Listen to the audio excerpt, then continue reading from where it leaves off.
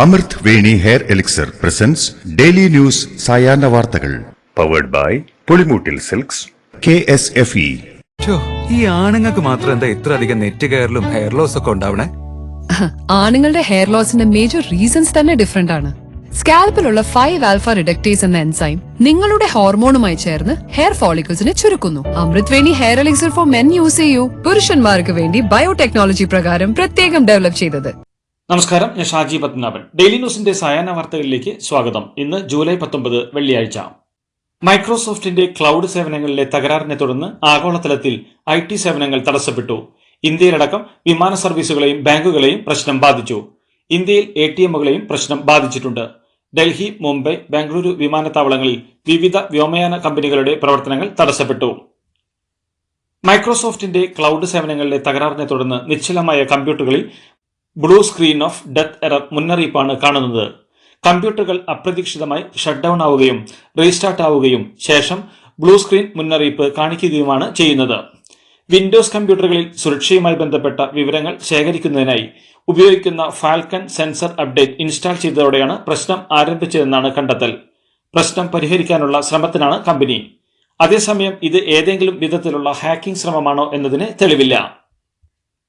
കർണാടകയിലെ ഷിരൂരിൽ 4 ദിവസം മുമ്പുണ്ടായ മണ്ണിടിച്ചിലിൽ കാണാതായ കോഴിക്കോട് സ്വദേശിയായ ലോറി ഡ്രൈവർ അർജുനെ കണ്ടെത്താനുള്ള ശ്രമം തുടരുന്നു. കനത്ത മഴയെ തുടർന്ന് നിർത്തിവെച്ച രക്ഷാപ്രവർത്തനം വീണ്ടും പുനരാരംഭിച്ചു. മണ്ണിടിച്ചിലുണ്ടായ ഇടത്ത് കനത്ത മഴ തുടരുന്നത് രക്ഷാപ്രവർത്തനം ദുഷ്കരമാക്കുകയാണ്. അർജുനെ കണ്ടെത്താൻ കാര്യക്ഷമമായ രക്ഷാപ്രവർത്തനം നടത്തുമെന്ന് ഉത്തര കന്നഡ SP-യും ജില്ലാ കളക്ടറും വ്യക്തമാക്കി.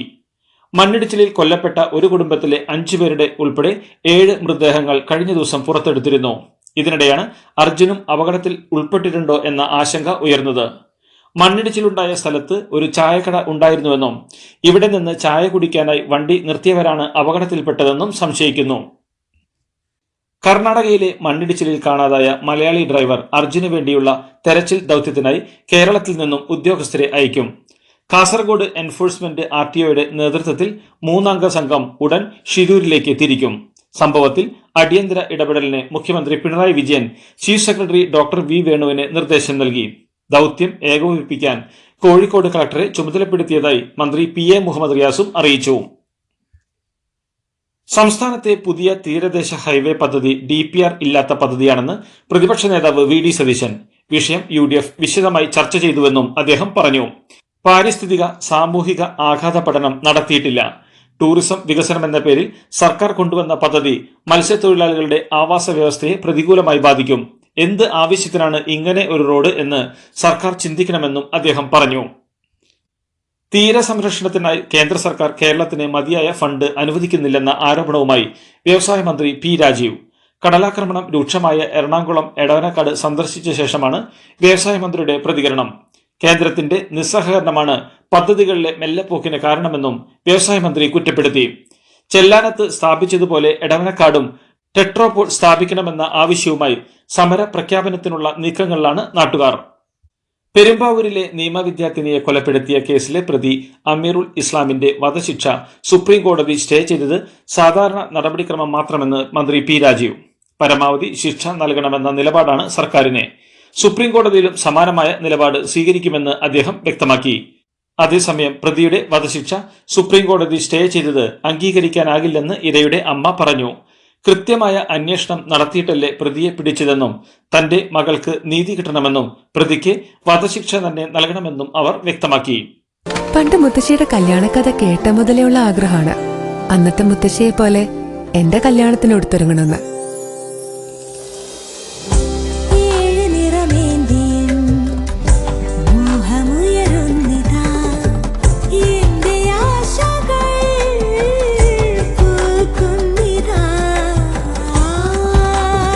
ചില ബന്ധങ്ങൾ തുടർന്നുകൊണ്ടേയിരിക്കും. Celebrating 100 years of Pulimoottil silks. ആരോഗ്യ വകുപ്പ് മന്ത്രി വീണ ജോർജിന്റെ നിർദ്ദേശത്തെ തുടർന്ന് കോഴിക്കോട് ബീച്ച് ആശുപത്രിയിലെ ഫിസിയോതെറാപ്പിസ്റ്റിനെ സസ്പെൻഡ് ചെയ്തു. പെൺകുട്ടിയെ പീഡിപ്പിച്ചെന്ന പരാതിയിൽ ആരോപണ വിധേയനായ ഫിസിയോതെറാപ്പിസ്റ്റ് B. മഹേന്ദ്രൻ നായരെയാണ് അന്വേഷണ വിധേയമായി സസ്പെൻഡ് ചെയ്തത്. പെൺകുട്ടിയുടെ പിതാവിന്റെ പരാതിയിൽ വെള്ളയിൽ പോലീസ് ആരോഗ്യ പ്രവർത്തകന്റെ പേരിൽ കേസെടുത്തിരുന്നു. പോലീസ് കേസെടുത്തതോടെ പ്രതി ഒളിവിൽ പോയിരിക്കുകയാണ്. തൃശൂർ ജില്ലയുടെ പുതിയ കളക്ടറായി അർജുൻ പാണ്ഡ്യൻ ചുമതലയേറ്റു. ഇടുക്കി സ്വദേശിയായ അർജുൻ പാണ്ഡ്യൻ 2017 ബാച്ചിലെ കേരള കേഡർ IAS ഉദ്യോഗസ്ഥനാണ്.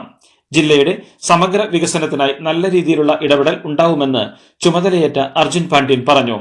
കൃഷ്ണതേജ ഡെപ്യൂട്ടേഷനിൽ ആന്ധ്ര കേഡറിലേക്ക് പോയതോടെയാണ് തൃശൂരിൽ പുതിയ കളക്ടറെ നിയമിച്ചുകൊണ്ട് സംസ്ഥാന സർക്കാർ ഉത്തരവിറക്കിയത്.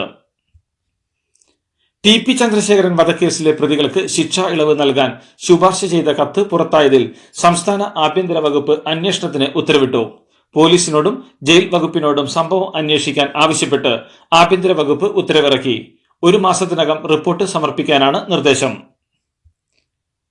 മഴ അവധി പ്രഖ്യാപിക്കാത്തതിന് പത്തനംതിട്ട ജില്ലാ കളക്ടർക്ക് അസഭ്യവർഷവും ആത്മഹത്യാ ഭീഷണി മുഴക്കി സന്ദേശവും. അവധി പ്രഖ്യാപിക്കണമെന്ന നിർബന്ധത്തിൽ എണ്ണമറ്റ ഫോൺ കോളുകൾ വന്നതായി കളക്ടർ പ്രേംകൃഷ്ണൻ പറഞ്ഞു. പലതും വളരെ തമാശയായിട്ടുള്ള മെസ്സേജുകളാണ്. എന്നാൽ സഭ്യമല്ലാത്ത മെസ്സേജുകൾ വന്നപ്പോൾ ആരാണെന്ന് സൈബർ സെൽ വഴി കണ്ടെത്തി. കൊച്ചുകുട്ടിയാണെന്ന് മനസ്സിലായപ്പോൾ രക്ഷിതാക്കളെ വിളിച്ചു വരുത്തി ഇക്കാര്യം വിശദീകരിച്ചുവെന്നും കളക്ടർ വ്യക്തമാക്കി. കനത്ത മഴയ്ക്കൊപ്പം പകർച്ചവ്യാധികളും പടരുന്നതായി റിപ്പോർട്ട്. സംസ്ഥാനത്ത് 18 ദിവസത്തിനിടെ 60 പേർ പകർച്ചവ്യാധികൾ ബാധിച്ച് മരിച്ചെന്നാണ് ആരോഗ്യവകുപ്പിന്റെ കണക്കുകൾ. 2 ലക്ഷത്തിലേറെ പേർ പനിക്ക് ചികിത്സ തേടി. മഴ കനക്കുന്ന സാഹചര്യത്തിൽ അതീവ ജാഗ്രത വേണമെന്ന് ആരോഗ്യവകുപ്പ് മുന്നറിയിപ്പ് നൽകി. ഇടുക്കി ബ്ലോക്ക് പഞ്ചായത്ത് പ്രസിഡന്റ് രാജി ചന്ദ്രനെ മെമ്പർ സ്ഥാനത്തു നിന്നും ഹൈക്കോടതി അയോഗ്യയാക്കി. കൂറുമാറ്റ നിരോധന നിയമപ്രകാരം അയോഗ്യയാക്കണമെന്നാവശ്യപ്പെട്ട് ഇടുക്കി ബ്ലോക്ക് പഞ്ചായത്ത് അംഗമായ കോൺഗ്രസ് പ്രതിനിധി ആൻസി തോമസ് നൽകിയ കേസിലാണ് നടപടി. വരുന്ന 6 വർഷത്തേക്ക് തെരഞ്ഞെടുപ്പിൽ മത്സരിക്കാനാകില്ലെന്നും ജസ്റ്റിസ് CP മുഹമ്മദ് നിയാസിന്റെ ഉത്തരവിൽ വ്യക്തമാക്കുന്നു. എറണാകുളത്ത് H1N1 ബാധിച്ച് ചികിത്സയിലായിരുന്ന 4 വയസ്സുകാരൻ മരിച്ചു. ആലങ്ങാട് ഒളനാട് സ്വദേശി ലിയോൺ ലിബു ആണ് മരിച്ചത്. ഇന്നലെയാണ് പനി ബാധിതനായ ലിയോണിനെ സ്വകാര്യ ആശുപത്രിയിൽ പ്രവേശിപ്പിച്ചത്. H1N1 പോസിറ്റീവായിരുന്നു എന്ന് ആശുപത്രി അധികൃതർ സ്ഥിരീകരിച്ചു. ഇതെന്താ വണ്ടി അവിടെ പാർക്ക് ചെയ്യാത്തെ? ബെൻസ് വരും. അതെ, മെഗാ സമ്മാനം പുതിയ ബെൻസ് കാറാണ്. 2ാം സമ്മാനം ഇന്നോവ ക്രിസ്റ്റ, അതും 17 എണ്ണം. പിന്നെ ആദ്യ സീരീസിൽ 170 പേർക്ക് ഐഫോണും. ഇത്തവണ സമ്മാനങ്ങളുടെ നക്ഷത്ര തിളക്കവുമായി KSFE ഗാലക്സി ചിട്ടികൾ. ഗുജറാത്തിൽ ചാന്ദിപുര വൈറസ് വ്യാപനത്തെ തുടർന്ന് മരണം 20ആയി. 37 പേർ വിവിധ ആശുപത്രികളിൽ ചികിത്സയിലാണ്. വൈറസ് വാഹകരായ ഈച്ചകളെ പിടികൂടി പൂനെ വൈറോളജി ലാബിലേക്ക് പരിശോധനയ്ക്ക് അയച്ചു. പനി ബാധിതരായ എല്ലാവരും ആശുപത്രിയിൽ ചികിത്സയ്ക്കെത്തണമെന്ന് നിർദ്ദേശം. നിലവിൽ സ്ഥിതി നിയന്ത്രണ വിധേയമെന്നാണ് ഗുജറാത്ത് ആരോഗ്യവകുപ്പ് നൽകുന്ന വിവരം. മഹാരാഷ്ട്രയിലെ ജൽനയിൽ നിയന്ത്രണം വിട്ട ജീപ്പ് കിണറ്റിലേക്ക് മറിഞ്ഞ് 7 തീർത്ഥാടകർ മരിച്ചു. പണ്ഡർപൂർ തീർത്ഥാടനം കഴിഞ്ഞ് മടങ്ങുമ്പോഴാണ് തുപ്പേവാടിയിൽ വെച്ച് വാഹനം കിണറ്റിൽ വീണത്. മരിച്ചവരുടെ കുടുംബങ്ങൾക്ക് മഹാരാഷ്ട്ര സർക്കാർ 5 ലക്ഷം രൂപ ധനസഹായം പ്രഖ്യാപിച്ചു. ബംഗ്ലാദേശിലെ സംവരണ വിരുദ്ധ പ്രക്ഷോഭത്തിൽ പോലീസുമായുള്ള ഏറ്റുമുട്ടലിൽ കൊല്ലപ്പെട്ടവരുടെ എണ്ണം 32ആയി. 500-ലധികം പേർക്ക് പരിക്കുണ്ട്. ദേശീയ ടെലിവിഷൻ ഓഫീസ് ആക്രമിച്ച് തീയിട്ടു.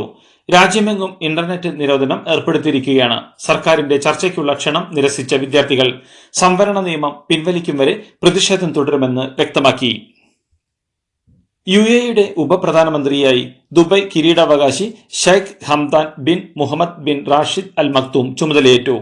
ഷെയ്ഖ് ഹംദാനോടൊപ്പം UAE വിദേശകാര്യമന്ത്രി Sheikh Abdullah bin Zayed Al നഹ്യാനും ഉപപ്രധാനമന്ത്രിയായി ചുമതലയേറ്റു. ഷെയ്ഖ് ഹംദാൻ രാജ്യത്തിന്റെ പ്രതിരോധ മന്ത്രി കൂടിയായി സത്യപ്രതിജ്ഞ ചെയ്തു. കുവൈത്തിൽ കനത്ത ചൂടിനൊപ്പം പൊടിക്കാറ്റും. ഇന്നലെ രാവിലെ മുതൽ കുവൈത്ത് സിറ്റി ഉൾപ്പെടെയുള്ള നഗരങ്ങളിൽ രൂപം കൊണ്ട പൊടിക്കാറ്റ് ദൂരക്കാഴ്ച കുറയ്ക്കാനും മറ്റ് പ്രശ്നങ്ങൾക്കും കാരണമാകുന്നതിനാൽ ജാഗ്രത വേണമെന്ന് നേരത്തെ തന്നെ അധികൃതർ മുന്നറിയിപ്പ് നൽകിയിരുന്നു. വരും ദിവസങ്ങളിലും പൊടിപടലങ്ങൾ ഉയരുന്നതിന് സാധ്യതയുണ്ടെന്ന് കാലാവസ്ഥാ വകുപ്പ് മുന്നറിയിപ്പ് നൽകിയിട്ടുണ്ട്. ഇതോടുകൂടി ഡെയിലി ന്യൂസിന്റെ ഇന്നത്തെ സായാഹ്ന വാർത്തകൾ സമാപിക്കുന്നു. ഡെയിലി ന്യൂസിന് വേണ്ടി വാർത്തകൾ വായിച്ചത് ഷാജി പത്മനാഭൻ. ഡെയിലി ന്യൂസ് ലൈവ്.in വാർത്തകൾ വിരൽ തുമ്പിൽ.